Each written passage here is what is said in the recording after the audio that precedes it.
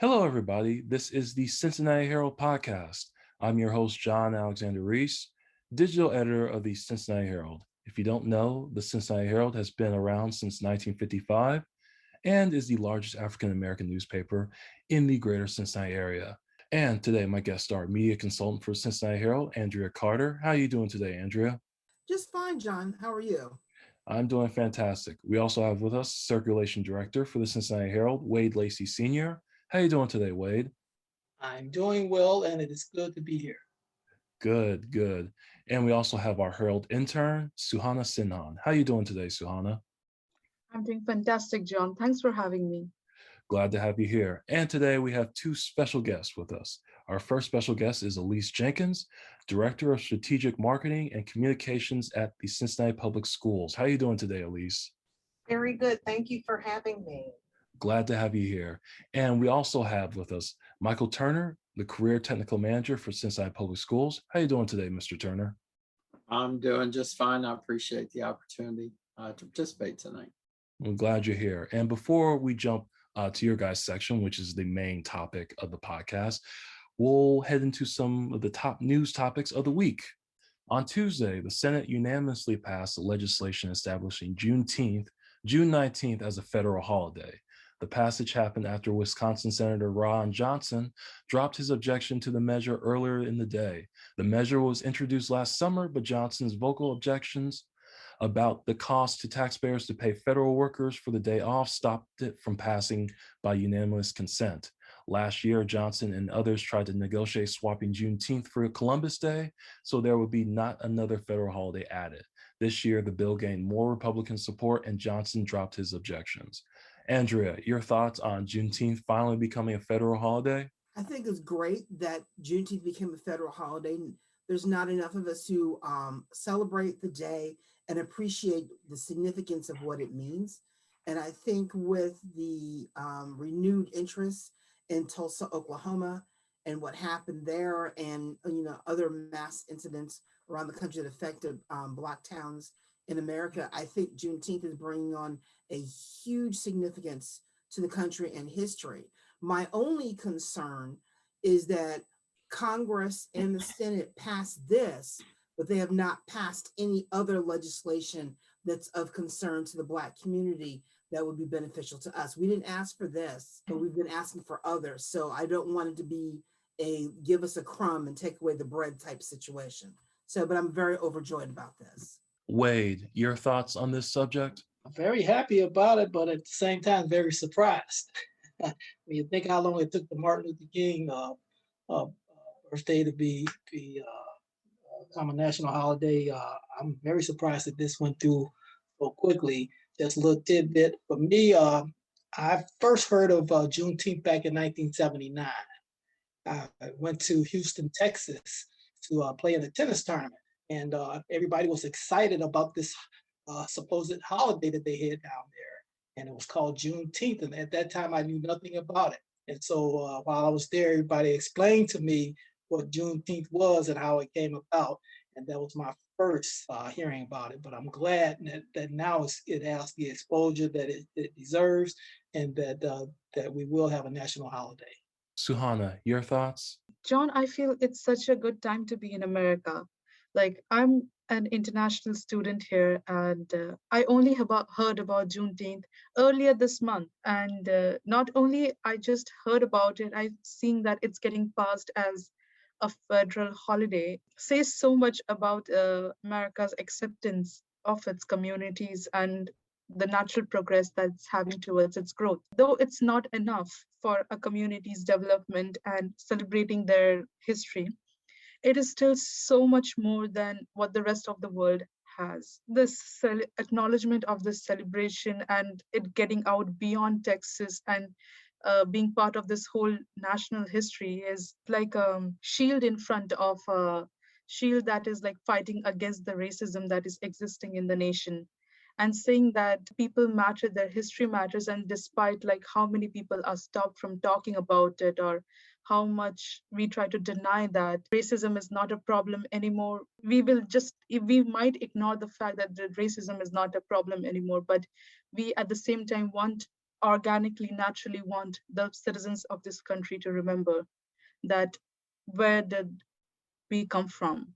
And I think it's such a beautiful and poetic way of showing to this country that and showing to the world that we belong. We, despite how difficult the history was, we are part of it and we celebrate it regardless what's there for us today. So it's a good day. It's a good time, and I'm very excited to be part of any Juneteenth celebration that comes ahead of us. And now moving on to our next story. Citing escalating voter restriction laws in Republican-controlled states around the country, U.S. Attorney General Merrick Garland announced several actions that the Department of Justice plans to protect the freedom to vote. Garland said the department would double its Civil Rights Division's voting rights enforcement staff, use federal voting statutes to protect the vote, and scrutinize the new anti-voting laws in states like Texas, Arizona, and Florida. Garland called expanding voting rights, including proposed bills like the For the People Act and the John Lewis Voting Rights Act, as central pillars to American democracy. Garland also promised that the Justice Department would double the Civil Rights Division's voting rights enforcement staff within 1 month. Andria, your thoughts on this subject? I think it's finally the Justice Department is back to being the Justice Department and putting the people issues first. And this is a very important issue regarding voting. I think we witnessed a very tough but fair election in America, and the Republicans are scared. And the only reason why I say Republicans are scared because their reaction to getting all these bills in place has scared them because they fear that they will not be in power any longer because they fear the strength of minorities voting. And I think that's a shame because if they did their part and engaged minorities like the Democrats have, they would not be in this situation. And I think Merrick Garland shoring up and taking a look at all of the bills that are going through or that have passed so far. And probably Ohio will come under scrutiny if they pass the pending House Bill 294, which is an anti-voting bill as well. It's going to come under scrutiny as well. So I think people need to start standing up for the Republic and not standing up for power, because that's how America was before. Wade, your thoughts on this story? I applaud all that the Justice Department is doing and plan to do going forward to ensure that the voting rights of everyone is ensured. I think what a lot of people forget is that with the past election and everything, the voting was a big success. No matter which party won or lost, you had more people voting on both sides of the party than ever before. So I just want to make sure that we don't get too caught up in trying to wait on certain things to happen, and that the foot soldiers are in these locations or states where they are having some restrictions placed, that the foot soldiers out there training and showing people what they need to do so that they are eligible when it comes time to vote again, and that their rights will not be overlooked. Moving on to our next story. Darnella Frazier, the teen who bravely videotaped the murder of George Floyd in 2020, has been issued a special citation by the Pulitzer Prize Board.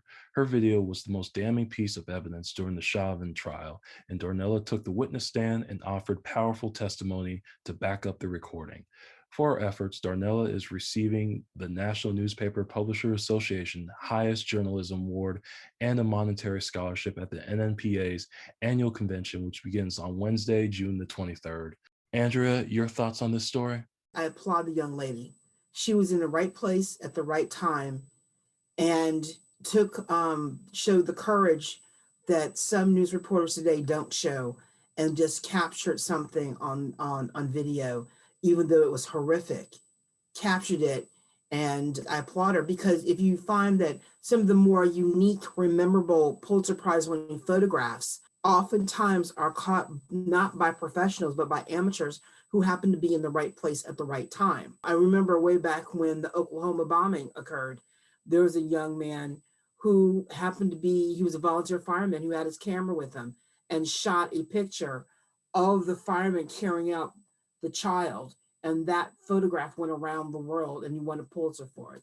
So I think people who have a unique eye and know when to capture and be there and then share it, that information, it's fantastic, and I applaud her, and I hope she continues to shoot photography and become a journalist.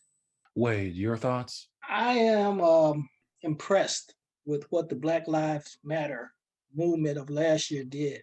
It brought a lot of exposure and everything. I think some of the things that we're seeing happen is a direct response to what was happening last year with the Black Lives Matter movement. If you remember this time last year, we had people marching all over the country, and we didn't just have blacks marching. We had blacks, white, Mexican, Asians. Everybody was marching and supporting each other, and I think it took on a different picture. And I think some of the things that we've seen in the courtrooms and some of the exposure people are getting now is a direct in response to the Black Lives Matter movement of last year. And hopefully it won't die down because it was different from years before.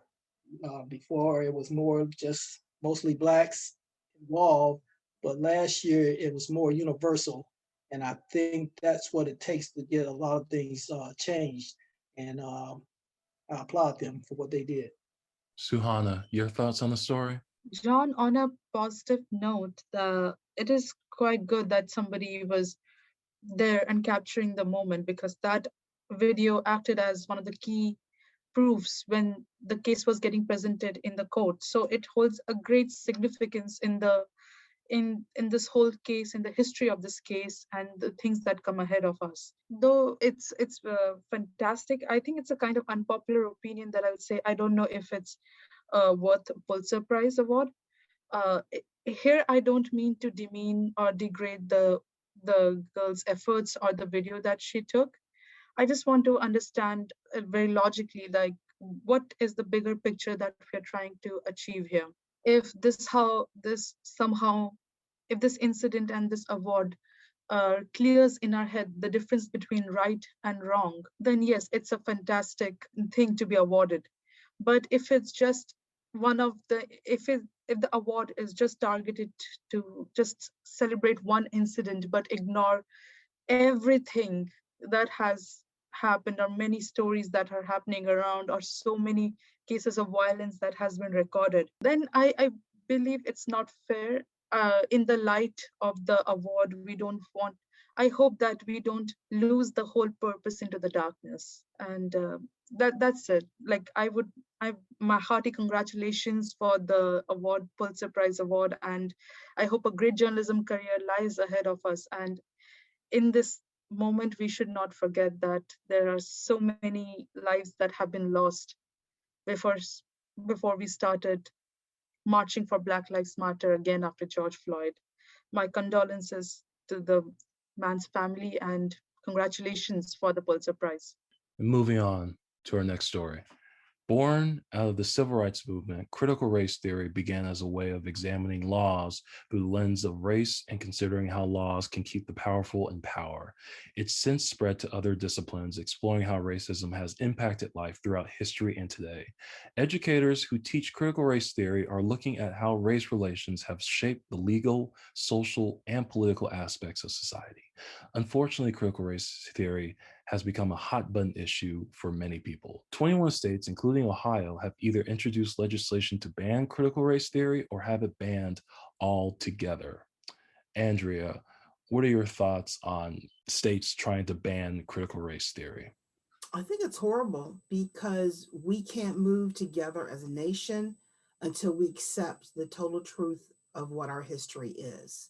You can't just continue to share one aspect of the history or what is acceptable of that history without knowing the full truth. And I think some people may see it as bashing, or they may see it as finger pointing. And I don't think I see it that way. I just see it as how we need to grow and change as a nation.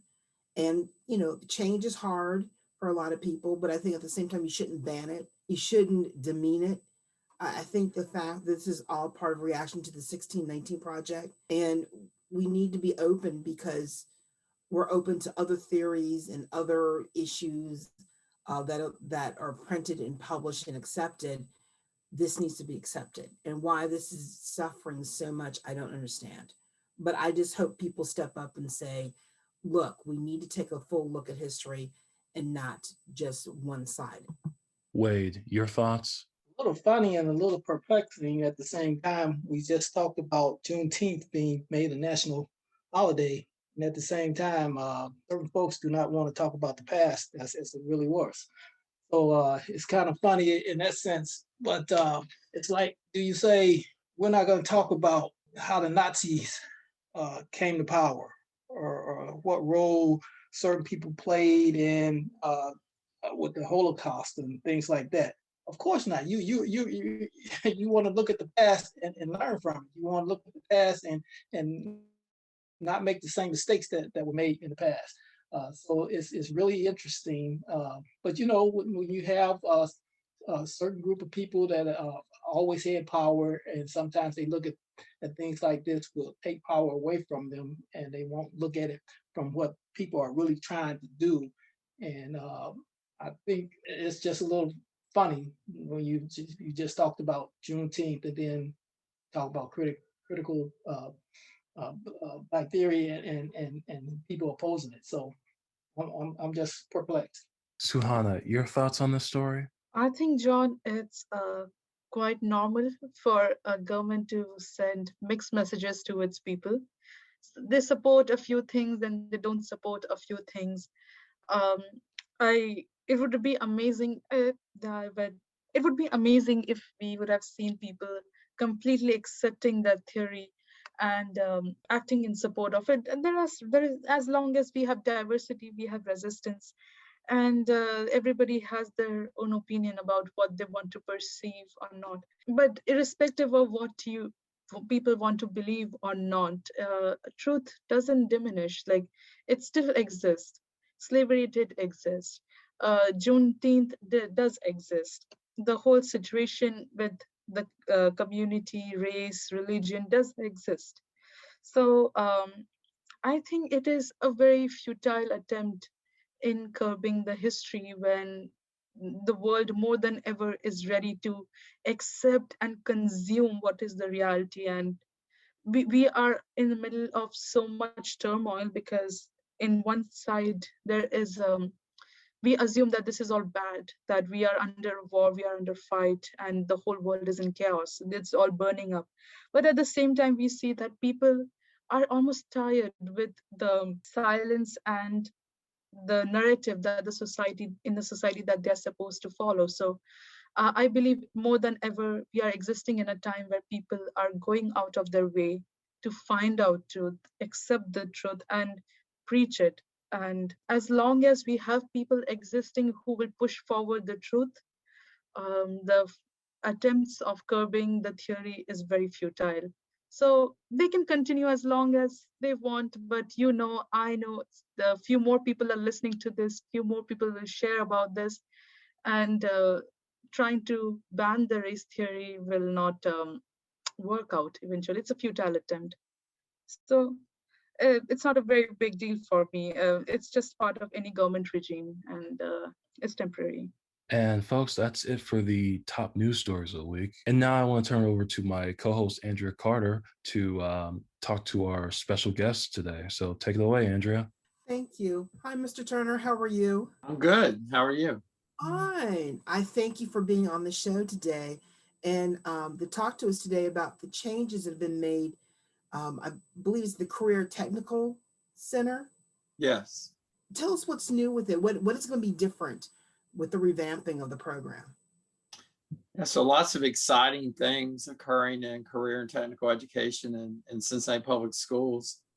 We are really actively growing the program, not just in offerings to students, but also in knowledge about what we have, because if people aren't aware of what we have, then they're not going to be able to make an informed choice. They're not going to be able to really, for those of people outside of Cincinnati Public Schools, they're not going to be able to be attracted to our district for career tech. This is my 36th year coming up in Cincinnati Public Schools, and I've loved every second of it. I spent a lot of time in the West End downtown at Bloom Middle School, for those of you who went to Bloom, and Taft High School. I was principal there for 6 years and left to come to central office 2 years ago. And so being the principal of Taft, which has a pretty large career tech program for information technology, one of the things that I noticed when I came to central office to work is there was a lot about career tech that I didn't know, even though I was the principal of a career tech high school.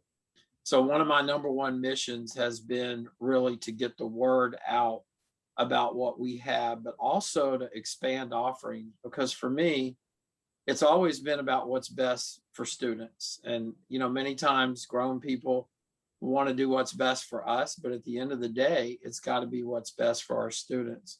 And so two big things that are changes is first and foremost publicity. And thanks to our other guests here tonight, Miss Elyse Jenkins, in helping me really get the word out through the web, through opportunities like this, even through printed material. Even though we're very digital, we'll be out passing out flyers this weekend, and Elyse will talk about that.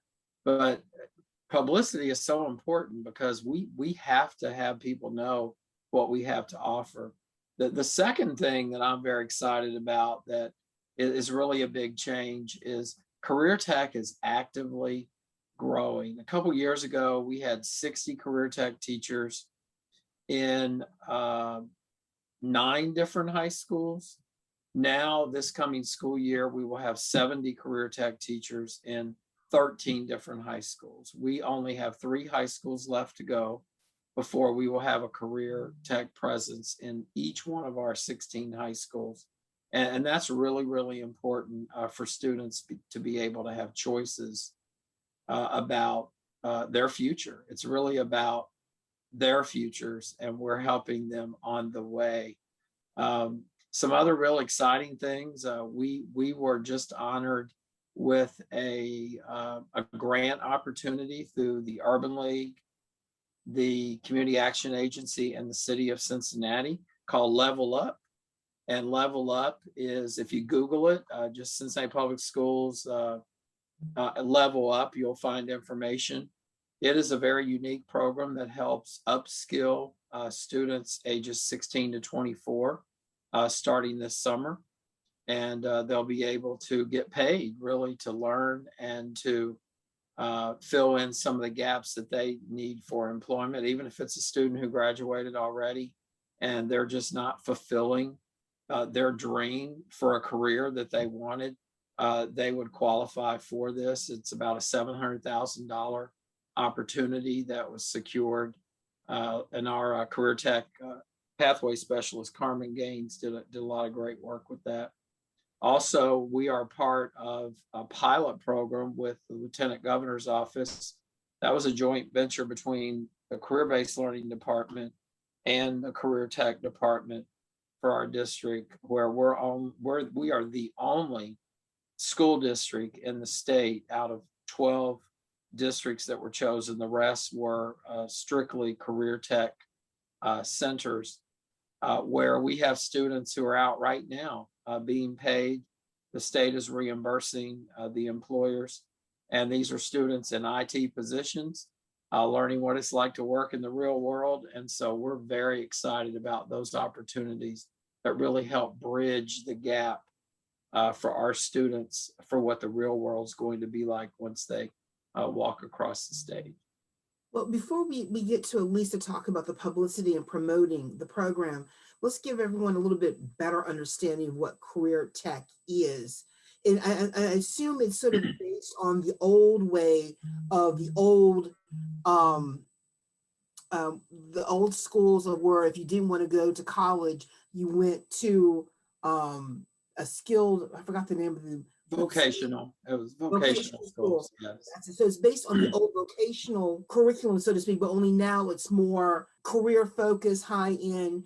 Because I know for a while there, I mean, I remember when Taft got up and running and changed to the informational tech, it was so unbelievable, so unheard of to be able to do this. The kids were coming out prepared, being able to get jobs where they never had before. I know there's been some changes and some balancing with that, but what specifically is the CPS focusing on and what careers in the program? Yeah, so I'm really glad that you asked that question. So you're correct. I mean, many people are used to the term vocational schools. And so what used to happen in Cincinnati Public Schools is students would leave CPS during the day or all day, and they would go to a joint vocational school like the Oaks, for example. And so Cincinnati Public changed that relationship several years ago, really about a decade and a half ago, and turned it into the model that we're a comprehensive career tech school district. And what that means is we are preparing students.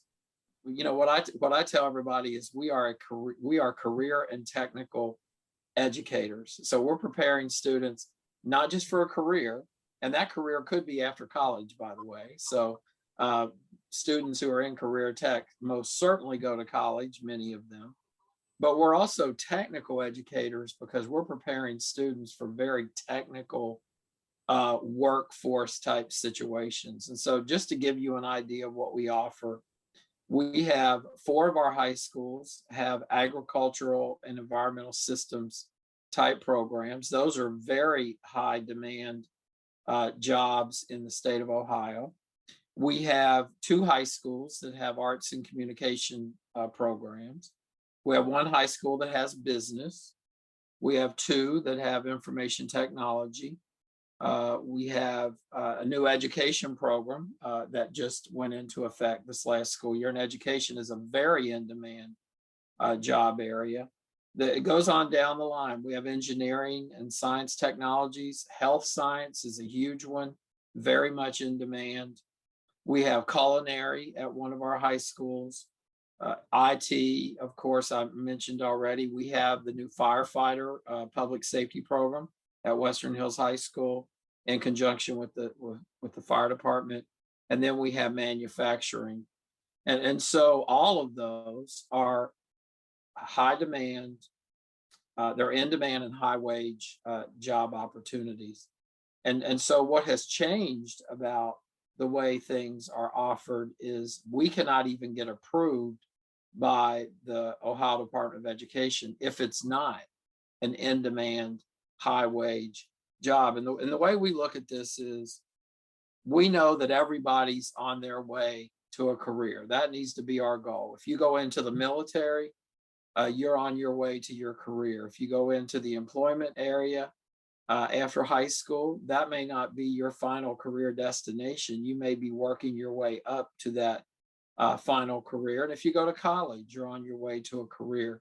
So we prepare our students to do whichever one of those things that they want to do. But we have high curriculum standards. We have teachers who are fully licensed to teach career tech. We have many different business partnerships to assist us along the way. We have advisory committees. We have all sorts of things that we rely on to be able to deliver high quality programs. We have about 3,000 students in grades 7 through 12 who run through career tech at one point or another in their high school journey. So the stigma has definitely gone away. I'll give you an example. We have some of our areas that when students graduate, if they graduate with certain industry recognized credentials, they can go into a job making more than what they would have made if they would have gotten an associate's degree and moved into a job. And so we're working with the students even once they leave high school, they can come back to us and we'll assist them. So the stigma has changed, and we're just so excited about the future. That is fantastic. Elyse, in terms of promoting all of these wonderful opportunities within CPS, how are you going about that? How is CPS spreading the word about the changes with this wonderful program?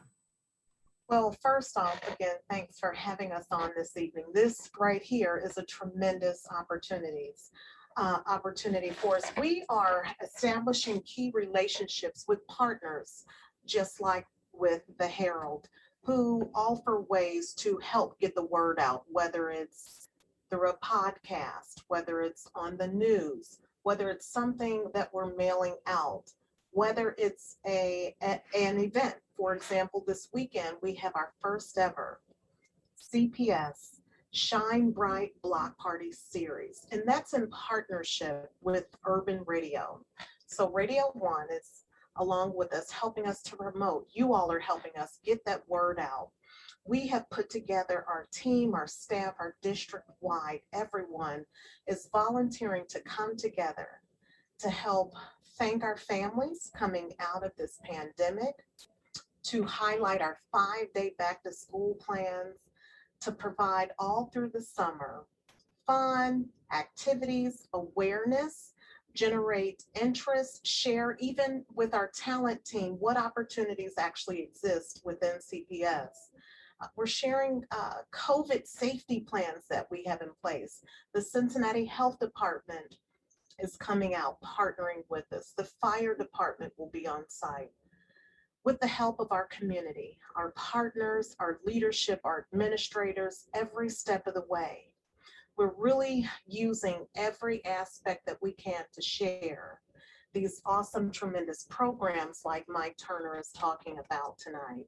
And see, Andria, there is the track, of course, that we have, the College Credit Plus. But let's think about those notable students that transition and matriculate into career paths or pathways as we refer to them today, that may not require a traditional college setting, but from a career and technical program and opportunity. It gives them something that they can see, that they can achieve. And just like Mike shared, it allows them to have a higher wage earning opportunity. Our students come from all different backgrounds. Our demographics are varied. And specifically for our students, these amazing programs are created just for them. I know we used to use the old phrase vocational, but I believe that it's more than that. And I'm speaking as being an engineer with a technical background, a product of CPS, knowing exactly the efforts, the time, the planning, the specifics, how we're aligned with the ODE's mandates and requirements. These programs are targeted specifically for our students and our families. We want to see them matriculate further. So this Saturday, as I mentioned before, we kick off with a drive-through event right at Woodward High School. We're going to have live music out. We're going to have fun. We are offering vaccinations. We're not turning anyone away if they come with a consent form. We are looking at our current CPS families to thank them, and even prospective families that are saying, hey, we're interested in learning more information. We want everyone to come out this Saturday, Juneteenth, Father's Day weekend, to celebrate with us, allow us to celebrate with them. We've got some really fun things that we're sharing, information, some giveaways. We have the opportunity right on site to enroll and register students right inside in the lobby area. This is the first time ever, Andrea, that we've done something like this, that we've put on such a series of events. But again, these summer block parties are the whole summer long, and we couldn't be more excited about it. We have Iggy Woods that's going to be on site. Our new interim superintendent, Tiane Ahmad, is going to be on site. Great photo opportunities. And for those parents and even the students that like to hashtag, our hashtag is hashtag CPS Shine Bright. And so if you go out to our website, you can find out more information about this. If you go out to Facebook, Instagram, even with our partners, we couldn't be where we are today if we weren't aligned with the community. Let's face it, I'll tell you, Andrea, we had some I guess, impact because of the COVID and the pandemic. But since that's behind us now, we're getting out, we're ready to have some fun. And this weekend kicks it off. We have a total of 5 events planned, and we're planning our back to school event. So we couldn't be more excited about it. Oh, that is fantastic. So, Hannah, you had a question that you wanted to ask. Go ahead and ask it. Ma'am, I was wondering, the program is doing wonders for the students, but is it in any ways teacher friendly? Like, are we doing anything different in this program that supports our teachers and creates any better opportunities for them? Or what does it have for our teachers here? So I would like to defer to Mike because Mike actually manages that program if he wants to explore a little bit more, but he can tell you specifically for the teachers. If I understand your question is, how do we incorporate our teachers and support our teachers through career tech? Yeah, so that's a really good question. And because I used to be a career tech teacher before I was a career tech principal, I'm very aware of the fact about the support that teachers need. And one of the things when I was a principal at Taft that I prided myself in was really giving teachers what they needed to be able to carry out their job. And so what we do is we offer a wide range of instructional supports to our teachers. We have a full-time instructional coach just for career tech who works with, his name is Rick Pridemore, and he works with the teachers right in their classrooms, helping them implement what they need to do. I'm proud to say that this school year that we just finished, we offered, even in the midst of the pandemic, we offered a record amount of professional development for teachers. We gave them what they wanted. We did not just give them what we thought they needed. We surveyed and we said, what do you need? So a couple of examples. Our teachers were loud and clear that they needed more training on how to work with some of our underrepresented groups of students, such as students with disabilities and our English learner populations. We have really high numbers of English learner students in some of our programs. And so what we did is we had a collaborative approach with the department that manages students with disabilities and English learners. And so our teachers got professional development for that. The other way that we really support teachers is we give them what they need. If, now I know the pandemic messed up some conferences and professional development outside of what we offer. But if a teacher says, hey, there's something I need to go to help me be a better teacher, we do everything we can to make that happen, because the number one thing, in my opinion, that impacts how a student feels about school is that teacher in the classroom. And if you've got a really good teacher, you're going to come to school every day. I found that out when I was a brand new middle school teacher at Bloom. I had kids who came to school every day just to be in my class because I made it special for them. And that's what we really give our teachers so that they can make it special for their students. So we do offer them a lot of support. And thanks for asking that question. I would just say that it sounds like a fascinating program. And I thank you for coming on today to explain it all to us. I know it sounds like it's going to be an exciting year for the CPS students. And I'm especially interested in the culinary program because if I had to do it all over again, I would be both a journalist and a cook. So, that is exciting for me. And I would say, is there one thing that you would want parents to know going into this school year to do they need anything special or just come and be excited to learn? I would actually like to share for any parents, any of our families, anyone that's connected to a family, definitely plan to attend. If you're a CPS family or connected, do plan to attend because lots of updated information has been created just for you. Any of those questions that you have, this Saturday at Woodward High School from 12 noon to 2 p.m. It's a drive-through event. You don't even have to get out of your car. But the information that we're sharing from all grade levels, pre-K to 12th grade, you'll receive that information. You'll learn about the other programs that we have ongoing. Right now, we're in the midst of Summer Scholars, which is not a traditional summer school. This is to allow students to get either further ahead if they want to ensure that they are where they need to be. We're transporting students, we're feeding them. That's a new program. Jumpstart begins for August. So those types of programs, that information, for those that might perceive that, oh, there's a long waiting list to get my preschooler or kindergartner into CPS, we have availability and we're enrolling and registering right on site. So if you are a parent and you're making that decision, where should my child go?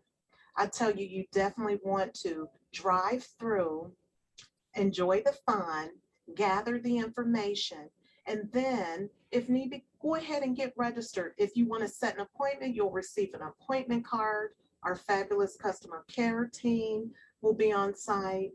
The whole district is all hands on deck. It's going to be fun. Like I said, lots of photo opportunities, but ultimately, this is really for our students and for our families. And we definitely want to inform and thank them and share our 5-day, provide very clear information about our 5-day back to school plans and COVID safety protocols. And for those that are 12 and up, the Cincinnati Health Department will be providing vaccines. We want everybody to shine bright. So come and check it out this Saturday.